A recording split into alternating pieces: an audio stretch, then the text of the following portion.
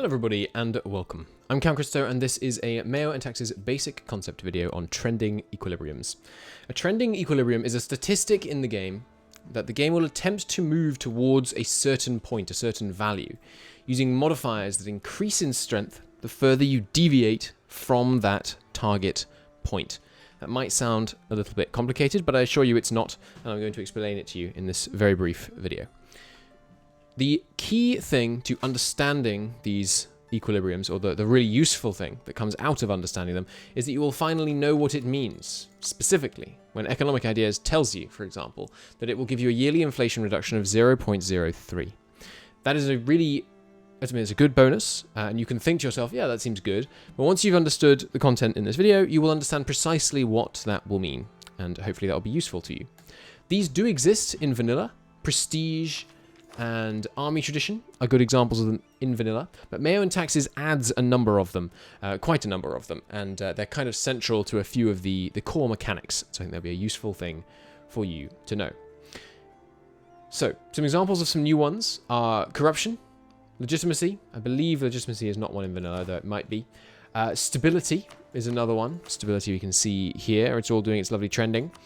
Inflation is another one, which we'll use as an example in a minute. Autonomy is another one. Army Professionalism, although that may change, I have been told. And of course, all of these are subject to change. And yes, Corruption. Corruption is another important one. So let's take a look at one example of them, one of the simpler examples, and I'll talk to you a little bit more about what these equilibriums are, how you can affect them, and why they matter. So, inflation is based on a trending equilibrium. What that means is that when it's at 100, the game is trying to push it back to 0. And it does that to the tune of 0.01 per year per % of inflation. So at 100% inflation, we can quite neatly see that it's giving a yearly inflation reduction of 1.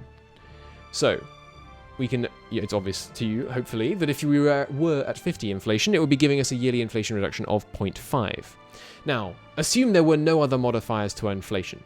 It's easy to see how our inflation would slowly but surely trend towards 0. If we were getting minus 0.01 reduction per year per % of inflation, eventually we would have 0. It'd take a long time, but we would eventually get there. Of course, you do have other modifiers on your inflation. We, for example, can see that we are getting 0.05 from somewhere. It's not important where that is for this explanation. So we would actually trend towards 5%, because once we reached 5% inflation, the reduction from having inflation would match the sources that we have coming in that are causing it to actually only trend down at 0.95 per year.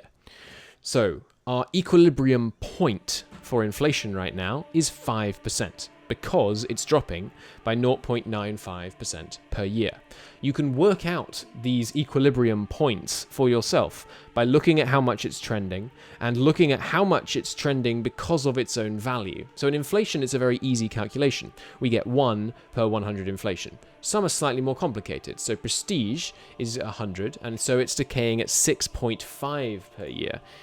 If you take, 6.5 and you divide it by 100, it's not a very difficult sum, you get 0.065. So you can see that for each modifier you get, which gives you plus 0.065 prestige per year, you will gain 1 prestige. That's the decay rate divided by the current prestige. It's easiest to see at nice clean values like 100. So, why does that help us in terms of economic ideas?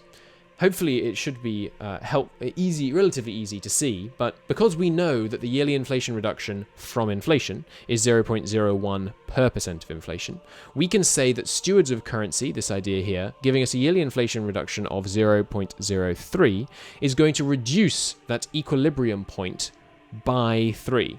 So if we were to have economic ideas, and sure, why not? Let's take economic ideas so I can show it to you live. And we'll get stewards of currency.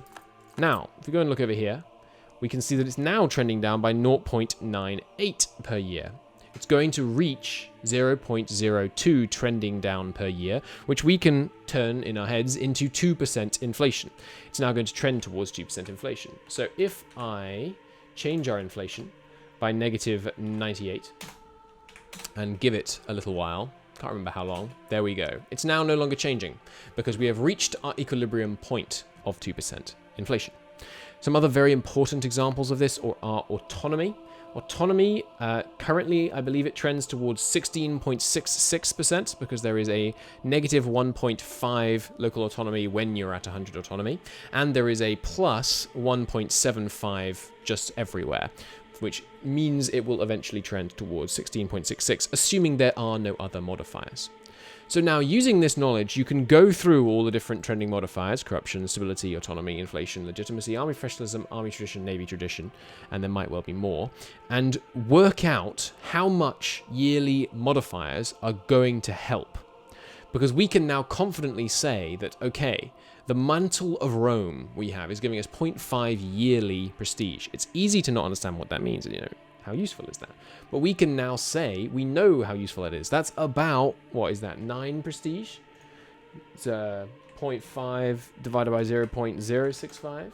7.8. It's going to give us 7.8 change, in positive change, to our equilibrium point for prestige. I hope that made sense. It's pretty simple. And that is essentially all there is to that mechanic. It applies in lots of different places. There are some times when it becomes dramatically more complicated. For example, in stability trends on a much more complicated way than this. So if you just wanted to get the very simple explanation, there's your simple explanation. If you want to see what I wasted a while on, check this baby out. Look at this horrible chart we've made. So, this is a calculation of how your stability trends when you are at various stability levels. So if you're not familiar, stability goes from -3 to +3. And in MEIOU and taxes, there's also a percentage towards the next stability. And the calculation for stability is... here, let me zoom in a bit so this is hopefully a bit more legible for you.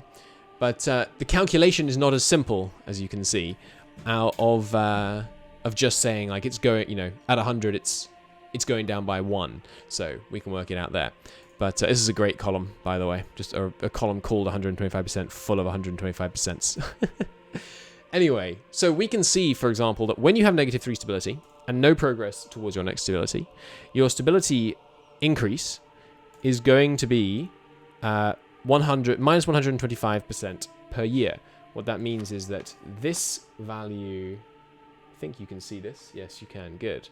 This value here, before other modifiers, just from the trending modifiers, which are the ones you can see shown as current stability. Though I need to move the tooltip a bit so you can read that. Current stability, current stability, current stability.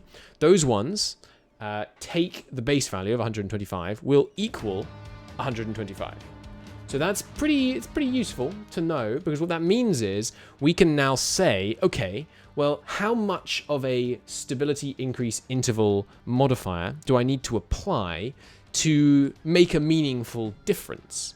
Because the stability, just based on its default position, is going to trend towards you having 0 stability and about, in fact, exactly 75 progress towards the next stability. You can see that because it's going to fall directly between here. 70 and 80% progress on 0 stability is where it switches over from giving you more stability points to giving you less stability points.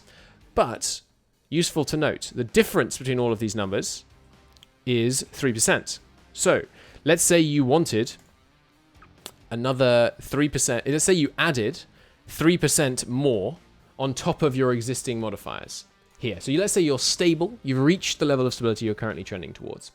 And you take a look at this number and you say, well, I want to raise it. And I have this option which will raise it by 10%. But how much is that really going to do? How much is 10% more stability increase interval actually going to get me? And the answer is your progress towards your next stability is going to go up by just over 30. It's 33. It's going to go up by 33%. Now that's really useful. That's a valuable number to know.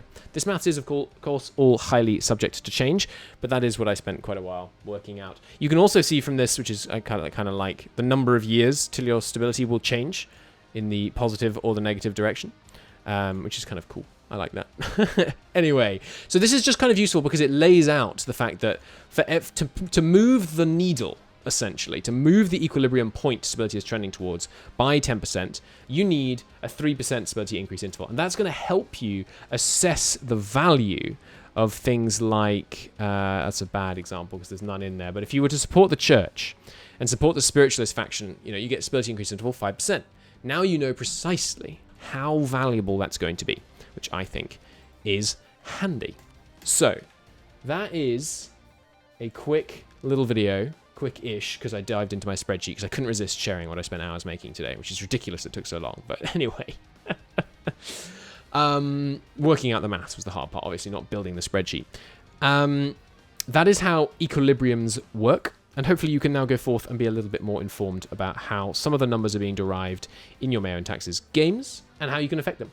I'm going to do a few of these basic concept videos, diving into some of the features of MEIOU and Taxes and 3.0 specifically. I'm going to do them in lieu of a tutorial series. That is the plan. If you have any questions, things you don't understand, questions about this mechanic, put them in the comments. I always read all my comments, so I'll do my best to answer and help out where I can. I should thank the MEIOU and Taxes team, specifically Flopsy, who was giving me tons and tons of help today, understanding how the heck all this worked. And it was very much appreciated. He was digging into the files and things like that. I'm just checking. It was Flopsy, wasn't it? I don't want to, not that I mind giving Flopsy too much credit, but I want to credit the right person. Who was it that was being so helpful to me today? The outro of this video is becoming distinctly less organized as I open Discord to check this, but that's okay. You will survive. I'm not crazy. It was... Yes. No, it was Imicus. I'm sorry, No, it was Flopsy. I'm going mad. Why can't I read names? It was Imicus. It was Inimicus, sorry. Thank you, Inimicus. Flopsy has also been extremely helpful at other times, which is why I'm just jumping to his name, I imagine. Anyway, stay tuned for more MEIOU and Taxes 3.0 content, and I'll see you next time. Bye-bye.